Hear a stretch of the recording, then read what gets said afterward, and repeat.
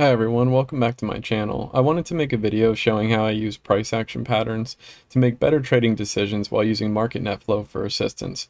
I plan to make several more videos discussing key price action concepts and how we can use options flow to help us confirm what we are seeing. I want to recap SPY from Friday, July 22nd, 2022. Because there were several patterns that formed that I took some great trades off of. I don't necessarily want to focus on the patterns themselves, but rather the meaning behind them and my thought process when they pop up. Before we get started, if you'd like to get a 10% discount for TradingView, don't forget to use my referral link in the description. You'll also find referral links for TradingView and Top Step funded trader programs that will give us both discounts. Lastly, if you enjoyed this content, don't forget to like and subscribe to help me grow this channel.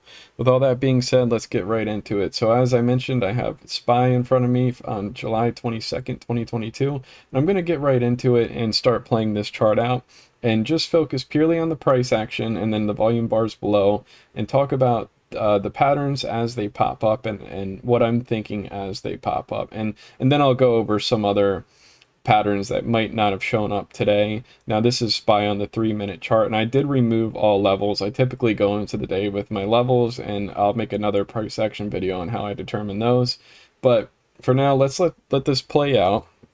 And what you'll actually notice is, and I just want to take a peek at market net flow real quick. So first things first, we're seeing a lot of chop here, right? So this is not much that's really tradable. Now, one thing that we could have done is when we saw this strong rejection back here, and unfortunately I flipped away, but there was a lot of momentum around this that we could have definitely gotten a quick put scalp off of, but that's still very risky considering it's still very early in the day and we were just chopping around quite a bit. But if we look at market net flow, which is during this time, we can see that we're also struggling with calls and puts. There's not really a clear winner here. Now, price does start to fall, and this is where things get interesting. I'm not going to take a trade just yet.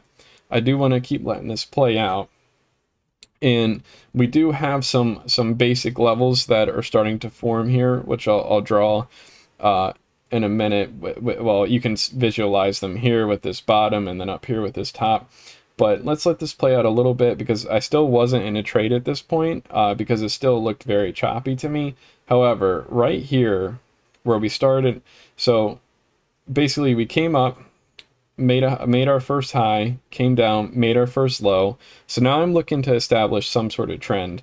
Now the thing is, we made a lower high, but we also made a higher low.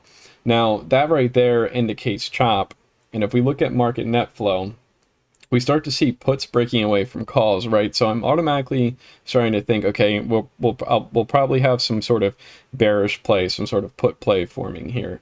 Now, when I see this, what I want to do is we can mark the top of this zone right here, and if there's several ways to do this. You can do it with most touches, or you can do it with just the highest candle. You know, it's up to you. You'll have to find your own style. I prefer to do it with a little bit of both, and I'll get into that in another video. But you'll notice here with this pattern here, it looks like we're starting to form what's called an ascending triangle.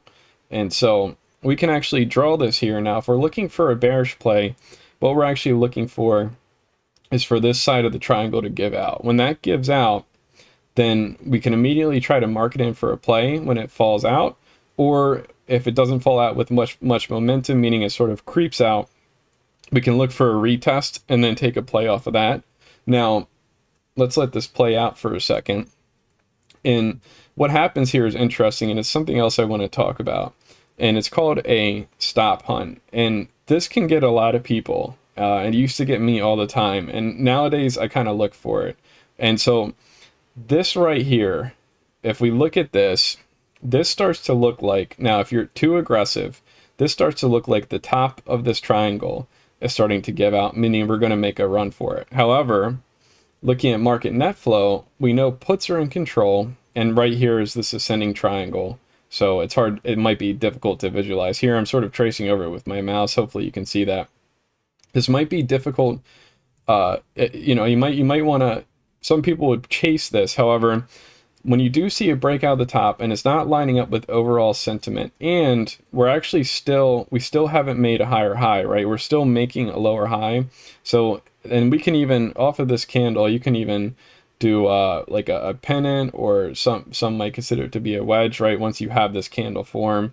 But this is not an indication for calls. We don't want to go chasing calls out, right? Because it doesn't make sense that we'd be taking calls here, especially when we're looking at market net flow behind the scenes, which is options flow across the entire market, and net puts are greatly increasing while calls are slightly diminishing. So, and the market trend right now, again, we made a high, a low, and a lower high, and then we're just sort of creeping up here, forming this ascending triangle. And this is similar to, we're essentially building up a bunch of momentum, and what needs to happen here is, as we get wedged tighter and tighter and tighter, we're going to pop one way or another. Now we're looking for downside plays. The only way I would have taken this as an upside play is if we popped up and then came back and retested this high up here. Now, in this case, we pop above and we immediately reject, right? So when we see that, that's it. And again, this can sometimes be stop hunting, because what a lot of people do is they'll set limit orders right around here, and then they'll set their stop loss right above it, which is sort of a rookie mistake. Stop loss needs to be higher than that. And oftentimes it's when you're looking to play this sort of pattern, it might even be best, as I said, to wait for a break of this triangle. Now, so this is them grabbing liquidity, and you'll notice right here, and when I say them, I mean the market makers or the banks or any sort of big money that's driving this move. And as soon as they grab this liquidity here, this is what happens. We break out of the triangle. Now, you could take this, again, you can mark it right here, but if you're late, you need to wait for a retest. This was a big enough impulse move where we couldn't mark it out of this triangle. But the thing is, it can be easy to miss. You have to be quick. If you have a broker like Interactive Brokers, which has extremely fast executions, you could certainly catch that with a market order, especially if you're anticipating it after this liquidity grab. However, that might be hard to do.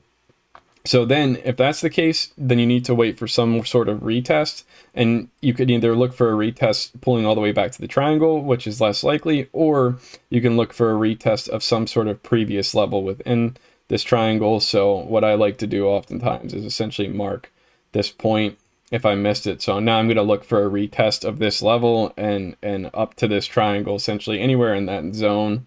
And so let's let this play out a second here. And so price does come back a little bit. We get right back to that retest level, and this is right. That's where I would enter puts, right on these candles here. And now, mind you, these are 3-minute candles, so we had a full 6 to 9 minutes to enter that trade. And what we'll see from here is, as soon as we get that rejection out of this triangle, which was right in line with market net flow, we just proceed to plummet. And so now at this point, we're just riding it out. Again, we should, under normal circumstances, have levels below us, so we have an idea of where we're going, because you should never enter a trade unless you have an idea of where, not only where your stop's going to be, but also where you're going. And so at this point, as we rip through here, if you didn't have a level, or if it went through a level and it was kind of halfway to another level, when you start seeing these long wicks and this high volume, I've talked about this many times in other videos of my volume price analysis series. I highly recommend checking it out if you're not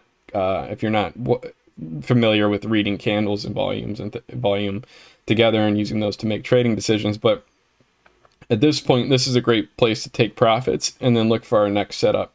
Now, what we just had here was a large impulse move down. And oftentimes when I see these, I immediately start looking for flag patterns. And essentially, what a flag pattern is it's just another continuation. It's a continuation pattern. And it just is an easy way to, or a good way to figure out how to get back into a trend. So if you miss this initial move, now you want to start setting up to assuming that the trend is going to continue, which is typically the safest assumption. Especially, again, we look at market net flow and we see the same sort of deal where puts market wide are increasing and calls market wide are diminishing. So now we want to start setting up. So this would be our flagpole. And in my previous video, I talked about how there's a lot of momentum behind this kind of move as well, which also helps us expect a continuation. It would take a whole lot of buyers stepping in and to push this thing higher after this big of a drop. And you have to remember too, the reason why this impulse move is so great is because any buyers that were in this area, that were in this zone right here, that may have been taking calls or whatever, expecting an up move. I don't necessarily know why you would, especially considering we're at this point, we haven't really made a higher high. We're not in an uptrend, but people get aggressive. Well, when this happened, they just got squeezed out, which helped make the move even more aggressive. And these are things you should always be thinking about. Who's feeling pain? Are buyers feeling pain? Or sellers feeling pain? And at this point, we know that buyers are feeling pain and that sellers are in control. We had all this momentum behind it.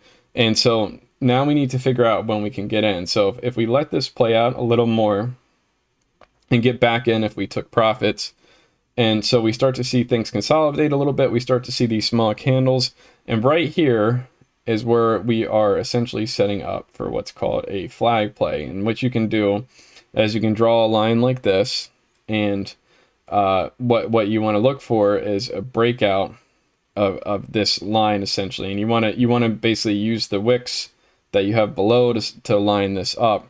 And it's the same sort of deal up here with this triangle pattern, where when it does break, you can try to take it immediately, which can be a little risky, or you can wait for a retest. I am a fan of playing more conservative. It does cause me to miss trades, but it also saves me a lot of money. It saves me from getting stopped out on fake outs and things like that by looking for that retest. And so as this consolidates here in this flag pattern, and again, all this is people taking profits and sellers getting ready for their next move. That's what sort of happened here. We had this large impulse move, which was easy to miss because this initial consolidation was not easy to trade. But then we had sellers taking profits, we had buyers stepping in, we had this battle going on, and then essentially one side up here, as we talked about, stops getting tapped up, liquidity building up, sellers take control. Now they're really squeezing the buyers. So people are taking profits, it's causing the market, allowing the market to move up a little bit, and we want to look for a break of this trend here. And what happens is, once again, and notice that the similarities here, and this is actually very common. So if there was a level up here, there's some sort of liquidity hunt going, some sort of false breakout potentially, whatever it might be, but this gets tapped out, and this is likely going to be our move going to be what we need for our next move lower, the next leg down. And so let's let it play here. Sure enough, we break that angle, and then this is what I love to see right here, this retest. We retest it and we reject. And off of this wick, this is a good entry to take puts. And so what happens now though is, as we come down, buyers stop us up. So we know there's still buyers down below here, and they immediately push us back up. Now, and this is where you have to decide, okay, if you take profits here, that's okay, but you still should be looking to get back in. And you have to think about how sellers are still likely in control, but this is also diminishing momentum. And we also want to make sure that we check. And right here, this is a key area. We try to break lower and immediately get bought back up on higher volume. So buyers are certainly pushing back now, which means if you did take this little breakout move, it was just essentially a quick scalp. But we also want to make sure we check market net flow and options flow behind the scenes and see that net puts are still climbing and calls are still diminishing. So we know we're still likely in the clear in terms of puts, and we want to make sure that we have some sort of level to go off of, some sort of retest, right? And also we want to keep an eye on common price action patterns that might pop up. So as we're coming back up here, and then once again, third thing happens. We come up, most likely blow out some stops, right? If people got in here, they might have had tight stops right around here. And that's what you need to be thinking is, okay, how many other traders took this flag breakout and then held through this, didn't get out when they saw this level down here holding with these buyers. And what they decided to do was put a really tight stop on it up here. And so once again, this to me looks like a liquidity grab. And so, and this typically means once they grab that up and we reject down and we get a red candle, that this is a good time for sellers to really take full control and start moving things. So let's let this play out here for a second, and we chop around a little bit more, and then we should see our next leg down. And as that happens, and also I want to note something here as well. You can sort of see, once again, we have a bit of a triangle play, but essentially this is a little bit more of a forced one. It's not as clean as what we saw here or this flag right here, but we do sort of get a flag, and it does come from a liquidity grab that could have been some sort of stop hunting, and boom, we make our next leg lower. And the nice thing is, even if you miss that initial move down, right here you get a retest and you get your rejections. And this is also a great time to get in right off this level, because we're retesting this bottom that we just broke past. We know that buyers existed here because they were able to push it all the way back up here before sellers took control again. And then they pushed down, and now we're retesting it. And as most know, previous support typically becomes resistance. We get this beautiful retest here, and this should gear us up to move lower. And that's exactly what happens. So now, as we move lower, and you can see the pace at which we're moving lower, you can see this still has pretty good momentum. It doesn't have the strength that this one had, but it still has good momentum behind it, and it's still at enough of an angle, especially with these candles now forming, still at enough of an angle to act as a pull, right? So now when we do start getting bought up, which is right here, again, we want to confirm market net flow, still super bearish, nothing's changed here. And what I'm looking for is to say that something did change, start to think that there is a sentiment shift, is either, as you can see later in the day, puts and calls really start to flatten out. At least here, they're still slowly climbing. Or let's say like a whole bunch of call buying starts up, or a whole bunch of put selling starts up, and we start moving a lot lower. And so, or excuse me, so the puts start moving lower, the calls start buying, and that we see these bars moving higher, and that would indicate to me that sentiment was shifting. So the fact that it's not is again, I want to look for another flag play. Now I do want to be aware that this angle is not as steep as this angle, and you can actually measure these angles. It does require you to change some settings to actually get a proper measure of angles, but I just want to show how you could treat this as another flag break potentially. So if we break that trend and we get a retest, and we need to be careful because this is a fake break, but right here we are retesting, we are rejecting off this level right here, and let me drag that down some, and then we get a strong bearish candle. And so this would have been much more difficult to catch, and let's line this up properly here. So but we do retest off of it here, and then at this point we don't really have much further to drop. We've already made some big moves for the day, and this is what I want to start pointing out, because we get some indications that we might be changing direction. So puts and calls do indeed start flattening out at this point, and once again, just something that we should always be paying attention to, we start making higher lows. Now this isn't very significant, right? But this also is showing a lot of choppy action. This is showing these dojis getting bought up on like higher volume than the previous downward move. So we see the seller, these red candle volume diminishing. We see these small candles on high volume, and we're seeing a big struggle here. And this is an indication to stay out until we can make it back up to this level and reject. And so that's exactly what we're going to look for here, is let this play out, or if we make a new low, break this low and retest. And so as we come up, we don't quite make it to this level. And what's really interesting is, as this plays out, we start seeing some strong buyers right here take control. So now this isn't as clean. A lot of people look for these really clean head and shoulders, and this is what I want to talk about, what this stuff actually means. So we have a low here, we have a lower low, all of a sudden we have a higher low. This is technically a head and shoulders here. So it's not super clean, but all it's indicating to us is that there's been a trend shift, right? So there's been, so we failed when we made this next pivot, when we made this next high, even though it wasn't an equal high or a higher high, we failed to make a lower low. If this trend was going to continue, we would expect here to make a lower low. We would not expect to have this bullish candle here. And this is, if you're a more aggressive trader, you can attempt to trade this off of this retest and at least take it to this level. I wouldn't stay in it very long, but playing level to level, you could indeed potentially make this work when you see this trend reversal off that inverse head and shoulders. Sorry, I called it a head and shoulders. It's actually inverse head and shoulders because head, left shoulder, head, right shoulder.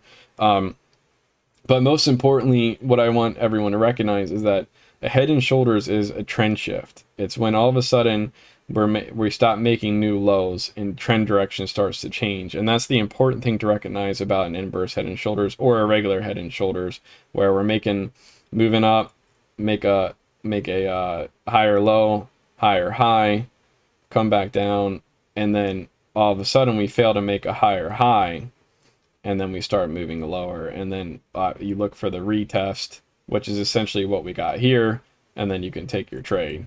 So we can see here, if you were to play this aggressive trade, a somewhat aggressive trade, because we have been downtrending all day, and even though they're flat, calls haven't made a significant change, but this would have actually been profitable. If you had your profit taking set here and your stop loss set down here, you would have absolutely been able to capture almost a dollar move, which would have been a decent trade. So now the other thing is, when we come back down, we want to see if we can make a new low or if the trend has indeed shifted.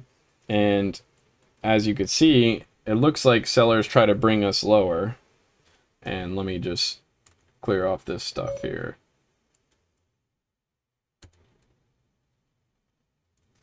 It looks like sellers do indeed try to bring us lower, but they're not able to do so, and it gets bought up with some strong buying right here, pushing us higher. So at this point, we can be pretty confident that the downtrend's over. Now, it is pretty late in the day, but seeing this sort of doji candle, so when we're coming down and you have this doji on ultra high volume like this, that is usually a strong reversal sign.